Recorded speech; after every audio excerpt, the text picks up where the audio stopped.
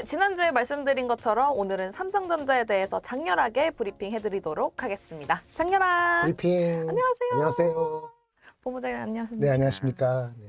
네, 사실 이 삼성전자 이야기를 다루기 전에 말씀드리고 싶은 게 일단은 삼성전자가 올라줘야 네네. 우리 시장 코스피 시장이 크게 올라가지 않습니까? 그건 당연하죠. 그러니까 항상 네. 삼성전자를 응원하고 있다라는 건 꼭 음. 알아주셨으면 좋겠습니다. 네, 아유, 맞습니다. 우리 마음이 뭐 삼성전자 떨어졌으면 좋겠다라고 생각하진 않을 거 아니에요, 그렇죠? 제가 주식을 하나도 안 해도 주식을 하는 거예요. 네? 그게 무슨 말씀이시죠? 제가 여태까지 몇십 년 동안 하면서 부은 그 국민연금을 갖고 있는 국민연금은 한국 투자를 하잖아요. 네. 걔네 삼성전자 안 사요? 사죠. 사죠. 그러니까 제가 안 갖고 있는 수가 없어요. 직장인들은 전부 다 자기가 직접 투자 안 해도 간접 투자. 제가 회사를 많이 옮겼기 때문에 네. 퇴직연금도 많이 받아나요. 네. 그럼 퇴직도 바로 지금 뭐 안 찾으니까 그 돈 가지고 하면 걔네들이 펀드 운영하는데 삼성전자 들어가죠. 그러니까 삼성전자 주식에 대해서 안 좋게 얘기한다 해서 그 주식을 응원하지 않는 게 아니죠. 왜? 한국 사람들은 누구나 삼성전자의 주식에 직장인들은 특히나 네. 다 익스포저가 돼 있다. 어. 그러니까 좋다 나쁘다는 그거는 주식에 대한 전반적인 전망인 거지 응원 안 하는 거하고는 전혀 관계없다. 응원 알 리가 없죠. 제가 관계 그렇죠. 되니까. 저희도 그렇게 삼성전자 하셔야 될 것 정말 같아요. 응원하고 있습니다. 오늘 3월 11일 오후 2시쯤에 녹화를 진행하고 있는데 삼성전자 이야기를 하기 전에 매크로부터 살짝 짚어볼까요? 네네네. 일단 지난주에 어떤 이슈가 있었는지 짚어볼 텐데요. 고용 지표가 많이 나왔죠. 농사짓는 사람 말고 비농업 취업자 지수라고 나오는데 네. 이게 1월 달에 워낙 많이 나와서 이게 계속 많이 나오면은 경기가 너무 좋기 때문에 금리 인하가 늦어진다는 거 아니겠어요? 네. 근데 1월 달에 무려 35만 명이 나왔었는데 증가죠. 그 전 달보다. 근데 이번에 발표된 2월 고용 지표는 22만 9천 명으로 많이 낮춰졌어요. 근데 이것이 원래 예상했던 20만 명보다는 더 높았기 때문에 높은 숫자 아니야? 그럼 금리나 느려지는 거 아니야? 이렇게 생각했거든요. 네. 근데 많이 낮춰졌어요. 22만 9천 명으로. 네. 그러니까 1월 숫자가 낮춰졌기 때문에 1월 숫자가 엉망이었다는 얘기예요. 통계가 엉망이었다는 거예요. 네. 2월 달 숫자는 20만 명 조금 넘었거든요. 그래서 전반적으로 봤을 때는 1월, 2월을 합치면은 원래 시장이 생각했던 것보다 약간 낮아요. 그래서 이거는 연착륙으로 가는 것 같다라는 느낌을 주고 있어요. 그 하나 더 실업률이 나왔는데 실업률이 올라갔어요. 네. 실업률이 워낙 낮았기 때문에 올라가는 게 좋은 거거든요. 3.9% 오. 올라갔어요. 3.9%가 올라간 거예요? 3.9%가 된 거죠. 3.9%가. 그러니까 전월 달에 3.7이었으니까 네. 0.2%포인트가 올라간 거죠. 네. 시간당 평균 임금이 올라가면 별로 좋지 않잖아요. 네. 임금이 계속 올라가고 있는데 임금이 올라가는 속도 약간 둔화됐어요. 네, 임금 상승률이 조금 떨어졌다. 그렇죠. 이거네요. 둔화된 거죠. 상승률이 0.몇 퍼센트 약간 내려갔단 말이 벌써. 그래서 전체적으로 고용이 타이트한 게 좀 낮아졌다. 좀 고용을 좀 여유 있게 가져갈 수 있다. 기업 입장에서 그렇게 나온 거예요. 그러다 보니까 경기가 연착륙할 수 있다라는 기대가 올라가면서 다시 6월 달 금리 인하의 가능성이 좀 높아졌다. 이렇게 볼 수 있는 거죠. 그건 좋은 겁니다. 네. 12일 날 CPI가 발표되죠. 네. CPI는 3.7% 정도로 근원 CPI는 3.7% 정도로 전년 동기 YOY로 올라간다 보고 있는데 네. 이게 지난달에 3.9%였기 때문에 역시 아직은 CPI가 너무 올라가고 있지만은 좀 둔화될 것으로 예상하고 있죠. 요게 13일 날 아침에 우리나라 시간으로 확인될 수 있습니다. 네. 일본 관련해서 이번 주에 좀 봐야 될 게 있다고 그렇죠. 하셨잖아요. 나온 김에 말씀드리면 일본이 지금 오늘 많이 빠지는데요. 일본이 저금리, 그러니까 제로금리죠. 제로금리로 유지해 왔기 때문에 그 수혜를 일본 기업들이 수출하는 기업, 자동차라든지 뭐 각종 기계 장치, 반도체 업체들이 주가가 올라간 거에 그것도 영향을 받았거든요. 네. 그런데 언제까지 이제 엔저를 할 수가 없다는 인식이 확대되면서 혹시 금리를 올리는 거 아니야? 그러니까 지금 일본도 이제 물가가 좀 올라가기 시작했어요. 우리 같이 미국처럼 뭐 3.5% 이게 아니고 네. 2.2% 정도는 지금 올라와 있거든요. 네네. 그래서 그러면 이제 양적 완화 정책, 금리를 제로로 만든 거를 좀 포기하고 좀 올려야 되지 않느냐 이런 생각하고 있는데 그 전조가 나올 수 있는 게 이번 주 13일 날 네. 주요 기업들이 노조들하고 임금 협상을 마무리 짓는 것 같아요. 이게 예상대로보다 많이 오르거나 아니면 하여튼 그렇게 되면은 어떻게 되죠? 그게 빌미가 돼서 서비스 물가에 올라가는 역할을 하는 거잖아요. 그러면 이제 금리를 올려야 되지 않느냐. 어차피 금리가 제로인데 빨리 금리를 이제 정상화하는 첫 단계를 보여줄 필요가 있다. 이런 예측들이 네. 지난주부터 시장에 나오기 시작했고 분석가들이 내놓으면서 오늘 바로 미리 주가가 그 영향을 받는 거 아닌가라는 생각이 들고 N고가 되면은 어떻게 되느냐. 일본하고 우리가 경쟁하는 제품들 있잖아요. 네네. 자동차라든지 네. 이런 쪽에는 우리한테 긍정적인 거죠. 최근엔 반도체도 조금 그건 또 있는데 아주 자동차가 가장 긍정적이에요. 그래서 그런 측면에서 일본의 엔저가 마무리되는 그런 국면이 이번 달 또는 다음 달 확인되느냐 여부도 한국한테는 영향이 있다 이렇게 보시면 될 것 같습니다. 그래서 요즘에 일본 여행 굉장히 많이 가잖아요. 네네네. 사람들이 일본 여행 막차다 이런 얘기 그런 얘기 들더라고요. 나올 수도 있죠. 네. 만약에 뭐 직금이 바닥이면은. 그러니까요. 네네. 그런 얘기도 있다는 점. 그리고 또 인터배터리 2024 지난주에 전고체 관련주들이 또 상승을 맞아요. 보여줬었죠. 맞아요. 오늘도 뭐 일부 전고체 종목 일부는 좀 계속 상승하기도 하고 일부는 약간 조정인 것 같은데 네. 대세인 것 같아요. 우리가 양극 재발해가지고 2차전지가 작년에 많이 갔지 않습니까? 물론 작년 하반기는 아주 지금까지 안 좋은데 전기차가 잘 안 팔리면 당연히 셀 업체들한테 압력이 가고 셀 업체들은 다시 양극재한테 압력을 가할 수밖에 없어요. 그런데 우리가 전기차를 성능을 좋게 하고 효율성하는 데 있어갖고 양극재 역할이 워낙 중요했거든요. 왜? 배터리가 전기차에서 차지하는 비중이 40%. 배터리 내에서의 가장 중요한 컴포넌트, 부품이 양극재거든요. 그런데 이게 이제 한계에 있다 보니까는 네. 양극재 말고 다른 데서 효율을 높일 수 있는 방법이 없느냐라는 기술적인 진보를 하는 방향으로 지금 포커스가 갖고 있어요. 기술적 진보가 뭐냐? 음극재, 탄소 나노튜브, 요게 하나 축이고요. 6년, 7년, 8년도에 나올 수 있는 전고체 배터리. 전고체. 예, 고체로 하는 거잖아요. 네. 그렇게 하면 완전히 바뀌는 거란 말이에요. 전고체라는 거를 향해서 가는 거를 생각하고 있었는데 지난주 인터 배터리 대회에서 삼성 SDI가 그런 계획을 확인했고 네, 관련된 2027년에 양산하겠다. 그렇죠.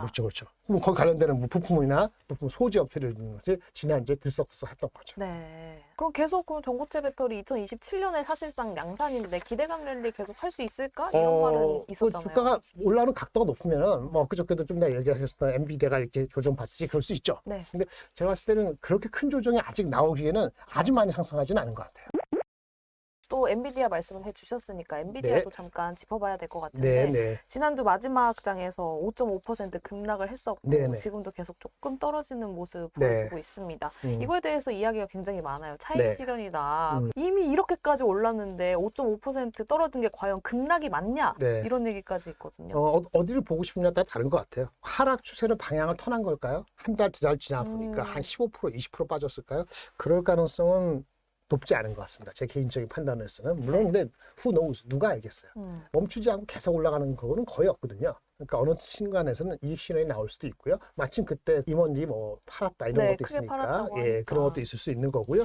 제가 봤을 때 오늘 녹화하고 있는데 오늘 밤에 미국장에서 엔비디아가 지난주 금요일하고 크게 다르지 않은 정도로 네. 계속 하락을 하면은 예, 그러면 조정이 단기적으로 이어질 것 같은데 5%가랑 또 하락을 뭐 하면 3%고 5%고 이 정도 하락하면은 근데 과거에도 보시면 과거 쭉 들어보세요. 한 6개월 이렇게 들어보면은 주가가 이틀 정도 한 10% 정도 빠지면 그다음에 결국 다시 또 반등이 왔어요.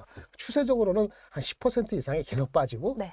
그 기간이 한 몇 주 가면은 그럼 조정이에요. 그렇지 않을 때는 차익 실현이다라고 보여지고요. 그 테슬라 같은 경우도 주가가 한 1년 반 사이에 15배 오르고 빠졌고 엔비디아도 챗GPT 나오기 전에 그러니까 22년도 10월 정도 대비했을 때 지금 거의 바닥에서는 800% 오른 상태거든요. 네. 언제든지 그 정도 조정을 있을 수 있는 거 아니겠냐. 하지만 오늘 포함해서 10% 빠지고 이게 흐름이 반등을 없이 한 2, 3주 간다면 한국 업체도 안 좋겠죠. 그런데 다음 주에 누가 네. 있죠? GTC라고. 그때까지 아마 사람들이 조금 기다리면서 이번 주는 좀 소강이지 않을까 이 정도로 예상하고 있습니다. 마이크론 실적 발표도 22일인가요? 네, 21일인데 우리나라 21일. 시간 22일 새벽이 되겠습니다. 네, 그때까지도 조금 사람들이 지켜보는 시선이 이어질까요? 그러니까 이익 실현하는 상황 분명히 있을 것이고 네. 하지만 또 지켜보는 사람도 있지 않을까라고 보고 있습니다. 알겠습니다.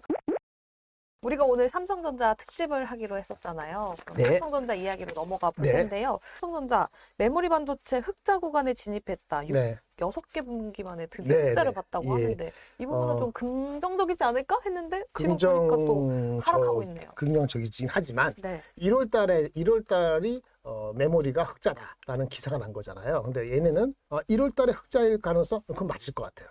근데 이슈는 비메모리가 적자예요. 파운드리 적자가 예전처럼 작은 게 아니고 꽤 크기 때문에 아직은 메모리가 비메모리 적자를 메워서 반도체 전체적으로 흑자일 것인지 1분기 전체적으로 아직 불확실해요. 네. 안 된다는 것이 아니고 아직 불확실하기 때문에 그거는 1차적으로 그 정도로 마무리됐다고 보겠습니다. 알겠습니다. 아직 파운드리 쪽에서는 적자가 흑자가 아니기 때문에 적자가 커요. 아, 적자가 커요. 또 네. 질문들이 뭐가 있었는지 살펴봤는데 일단 저희 유튜브에 있었던 질문들 삼성전자 HBM3 올해 안에 생산 판단이 되나요? 라고 질문을 남겨주셨는데 네, 예스. 기사를 좀 찾아보니까 8단 HBM3 출하가 올해 3분기부터 시작될 것으로 보임. 네네, 이런 게 있더라고요. 예스죠. 예스. 안 되면 주가는 6만 원입니다. 이게 만약에 안 될 경우에 6만 원대로 확실히 갑니다. 3분기로 예상하시나요? 네, 본부장님. 6만 원대 내려가는 게 중요한 게 아니고 거기서 못 올라올 거예요. 안 되면은. 이게 안 그러니까 돼. 돼야 되는 거고 된다고 보는 거죠. 된다고 다 90% 이상 제가 그런 게 아니고 거의 대부분의 사람들이 지금 주식을 안 갖고 있더라도. 그럼 트럼프가 대선에서 승리한다면 미국 내에서의 투자 전략은 어떻게 가야 될까요? 반도체 하는데, 투자 전략, 삼성전자 투자 전략 다르지 않고요. 네. 트럼프가 대선에 당선되든 안 되든 간에 2차 전지하고 달리 2차 전지 컨선이 있잖아요. 네. 반도체는 그런 컨선은 없어요. 다만 오늘도 뉴스가 나온 것 같은데 인텔은 보조금은 뭐 100억 불 받고 누구는 몇십억 받는데 삼성전자는 미국 회사가 아니니까 네. 보조금을 적게 받는다 이런 얘기 있는데 뭐 그러면 우리가 그럼 투자를 안 할까요? 미국은 대만 TSMC한테도 반도체 보조금을 주네요. 당연히 주죠. 대만의 TSMC도 미국에 신청한 나라고요. 네, 네. 미국 입장에서 인텔 넘버원이고요. 네. 중요한 게 두 번째 TSMC고요. 삼성전자는 세 번째예요. 미국이 주는 거잖아요. 네. 미국 입장에서는 삼성전자 먼저가 아니라고요. 그렇죠. 당연하죠. 네, 네. 자국 기업이 먼저죠. 그러니까 근데 트럼프가 되면은 뭐 더 주느냐 안 주느냐 트럼프에 관심이 없어요. 그렇기 때문에 반도체 관심이 없어요. 그래서 저는 중요하지 않습니다. 알겠습니다. 기사를 찾아보니까 삼성전자가 받을 보조금의 규모는 아직 베일에 가려져 있다고 그렇죠. 하니까 이 부분 계속 팔로우 근데 해보셔도 기대치는 별로 많지가 않아요. 네, 그런 것 같더라고요. 이 부분 체크해 보시면 좋겠고요. 중국과 대만 전쟁 시에 삼성전자에 미치는 영향 관련해서 또 전쟁이 나잖아요. 네. 그러면 한국 주식도 망가집니다.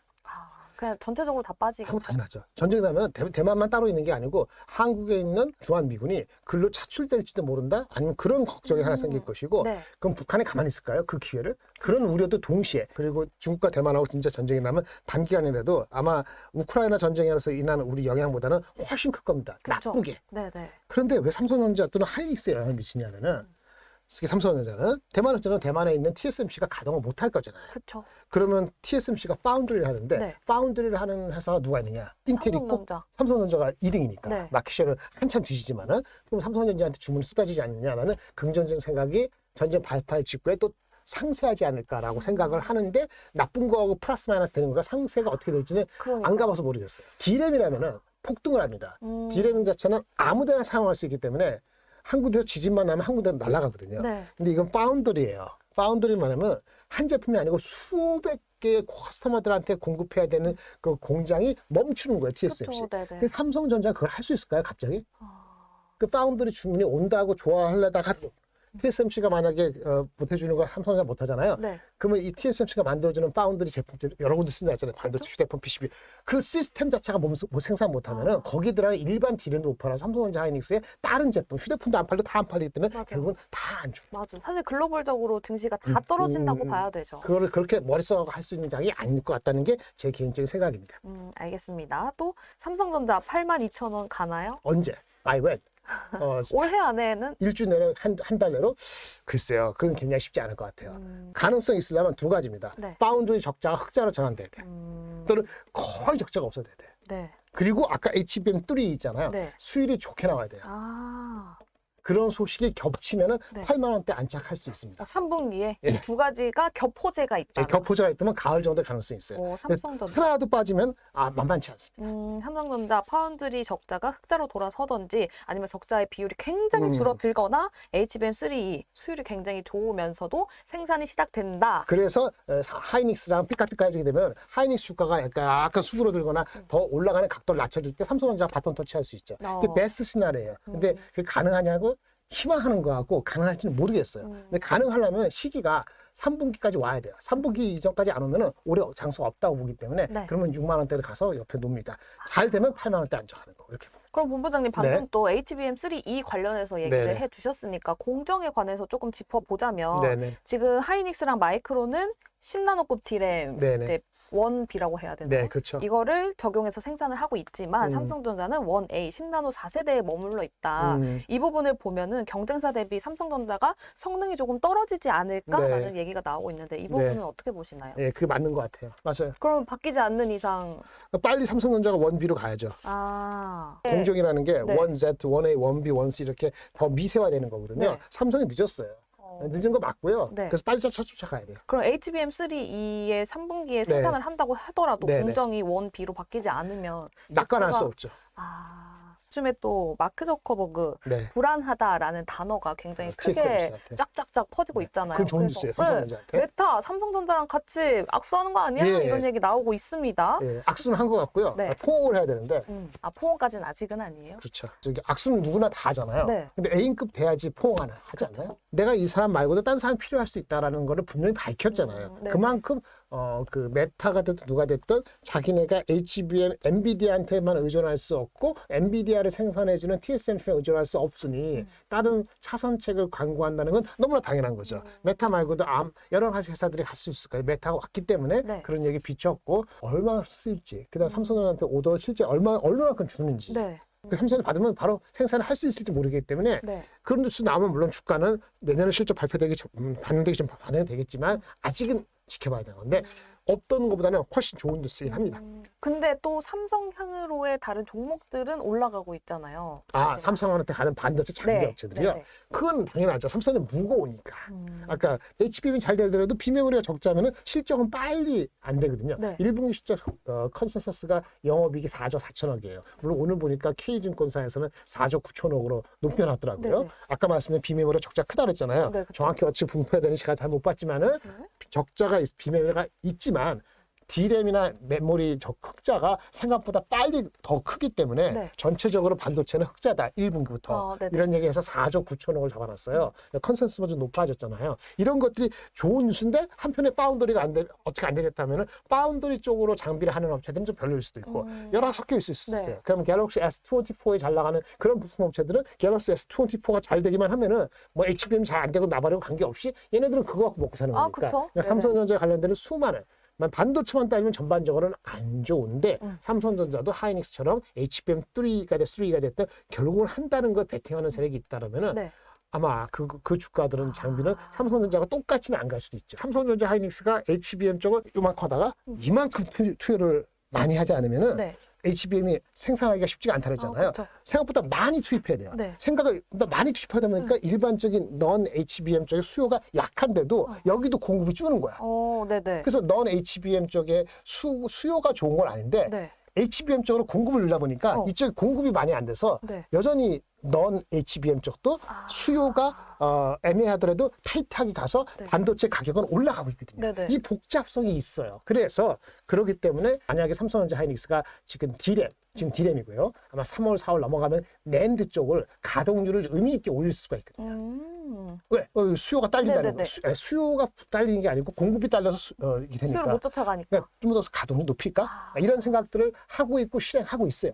그러면 그 관련되는 소재주도 결국은 다시 올라갈 수도 있다고 보는데 이게 정확히 어떻게 되는 사람들이 머리를 굴리고 있을 뿐이지 확실치가 않다 보니까 HBM 주가가 많이 가면은 좀 소재주 볼까? 네네. 소재주 아니면 이거 왔다 갔다 하는 거죠.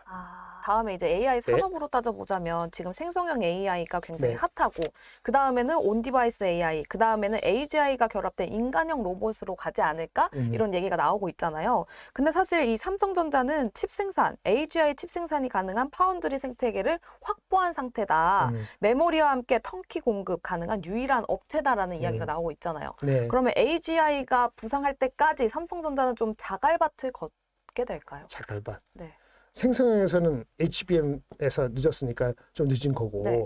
온 디바이스가 되면은 생성형 이게 딱 물자씩 다른 거 아닙니다. 생성형이 계속 있고요. 이게 학습하고 그다음 트레이닝하고 네. 그다음에 이제 실제 해석하는 거, 유추하는 거, 온 디바이스 다른 겁니다. 그런 쪽으로 하면서 여전히 HBM이 많이 쓰일 테긴 한 텐데 네. 삼성 그걸 해야 돼요. 네네. 근데 만약에 빨리 온 디바이스, 휴대폰하고 PC에서 웬만한 걸 처리하고 꼭 필요한 거 많이 필요한 거는 왔다 갔다 하는 하이브리드 이렇게 되면은 네. 삼성전자가 휴대폰을 갖고 있고 네. 휴대폰 S24에서 퀄컴하고 도움 받아갖고 이렇게 하면은 삼성전자가 좀 더 유리한 입장에 들어가는 거고 삼성전자가 AGI로 가면은 이걸 인간화되는 거잖아요. 네. 근데 이게 로봇화되는 거 삼성전자 로봇 기술을 확보하는 거 이런 거 다 연관이 된다고 보기 때문에 큰 그림에서는 삼성전자가 여전히 완전히 무시할 수는 아니라고 보는 거죠. 네. HBM 중심으로 해서 하이닉스가 압도적으로 앞서 있는데 압도적인 그 강도가 조금 약해질 가능성이 상대적으로 있죠. 삼성 하이닉스는 온디바이스 AI나 AGI로 갈 때 특별히 장점이 있는 건 아니니까. 그런 측면이 있어요. 어쨌든 지금 삼성전자한테 가장 중요한 거는 3분기에 HBM3E 그냥 생산 이게 중요하죠. 가장 중요하겠네요. 네. CXL도 아니고 아무것도 아니에요.